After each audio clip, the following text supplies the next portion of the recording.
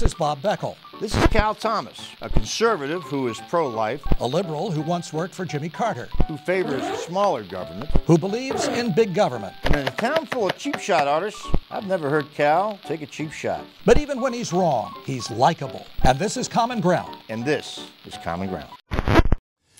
Welcome again to Common Ground, a video version of Bob Beckel's and my bi-weekly USA Today column in which we try to figure out how to bridge Washington's partisan divide.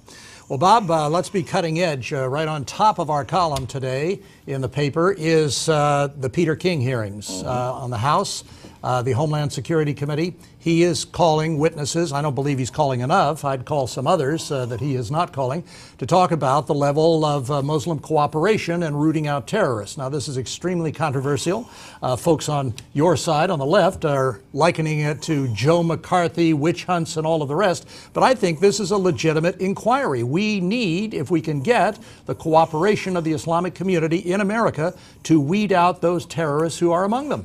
Well, first of all, we don't know how many of these terrorist plots that have been foiled have come from Muslim citizens here. I agree with that. There are lots of Muslims in the United States now, and all of them are not terrorists. And so the thing that worries me a little bit about the King hearings is the implication that if you're Muslim and you go and you've got an imam, and all imams are sort of conspiring against the United States, I think King needs to be very careful here, because I don't agree with some of my colleagues who say it's a McCarthy-type hearing, but it is a little reminiscent of when we picked up the Japanese during the Second World War, Japanese Americans. That was Franklin Roosevelt, a Democrat, That's as right, I recall. exactly right. But I mean, we're not picking them up, Bob, and you know, in the 1930s and the early 40s, you had the Japanese training kamikaze pilots. You have people threatening. It's not like it's done in isolation. It's not like looking under the pillow looking for a communist. These people throughout the Middle East, and that's what our broader column is about, have said in their pulpits, in their media, in their schools, that people like us, you and I, are infidels and their God wants us destroyed. They say it every single day. There are some that say that, that's right, but you can't blanketly say that, you know, the 100 billion Muslims around the world, that they're all in that frame of mind. I don't believe that. And if we believe that to be true, we might as well just forget about the Middle East, try to figure out how we get oil someplace else and or get our own and move out. But the fact is, look, these revolutions in the Middle East that are taking place, yeah.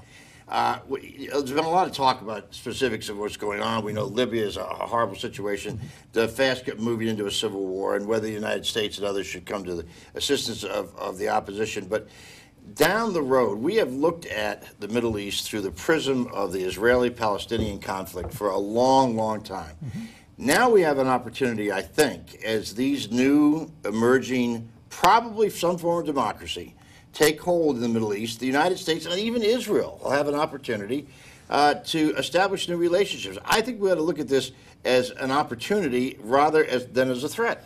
Well, it is an opportunity, Bob, but of course, as we've seen in previous elections in the region, often you get one election, terrorists get elected, and there are no more elections. So I'm very concerned about that. Plus, there is no real history of democracy as we have practiced it, and much of Europe has practiced it, in the region. As you well know, with the exception of Egypt, most of these countries were formed out of the Ottoman Empire coming after World War II, lines drawn up by Winston Churchill's government and others in the British. They were occupiers, they were colonialists. There just is no experience for democracy there. But I want to agree with one of your points about oil, especially. We have got to wean ourselves from addiction to oil. We are more addicted to oil in this country now than Charlie Sheen is to cocaine. I have to get that line. That's good. There's also that's saying a lot. But look, we don't know what form these democracies are going to take. For example, let's look at Israel. I mean, excuse me, Egypt.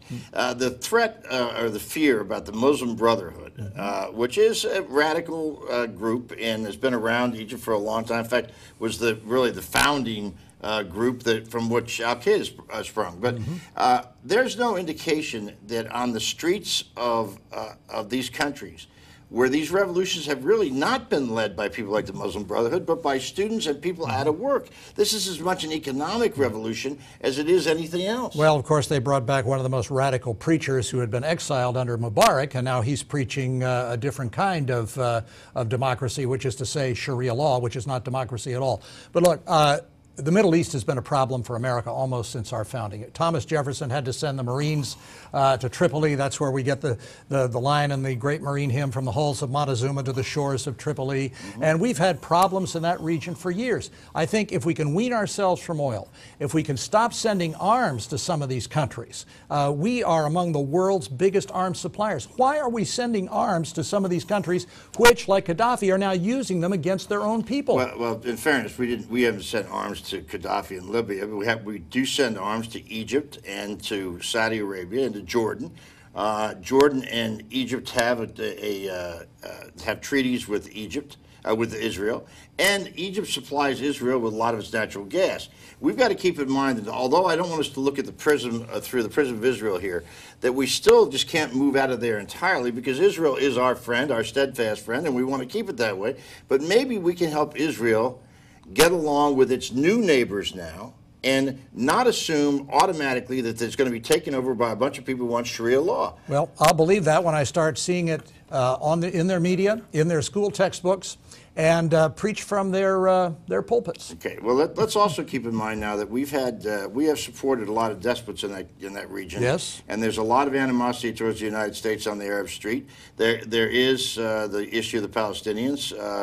And that we have solidly taken a position with the Israelis. So there's reasons for some of this anti-American sentiment, but the best way to overcome anti-American sentiment is with good old American aid. And I think that's something that was an opportunity for us to do something about. We can't walk away from the region, at least not for 20 years, because we're still going to need oil from there. Let's revive the Peace Corps. You were in that. I'm for that kind of aid. All right, and I think you, Cal, ought to lead the Peace Corps effort in Libya. I think that would be a good place for you to start. Thank you very much. No, I think we agree that there's a lot here we don't know, but we can be somewhat hopeful. But we've got to keep a very close eye on it and see what develops. I agree. But one thing is going to develop. It is going to be a democracy of one form or another, I think, in most of these countries. All right. That's Common Ground. Make sure to check out our column on USA Today's opinion website at opinion.usatoday.com.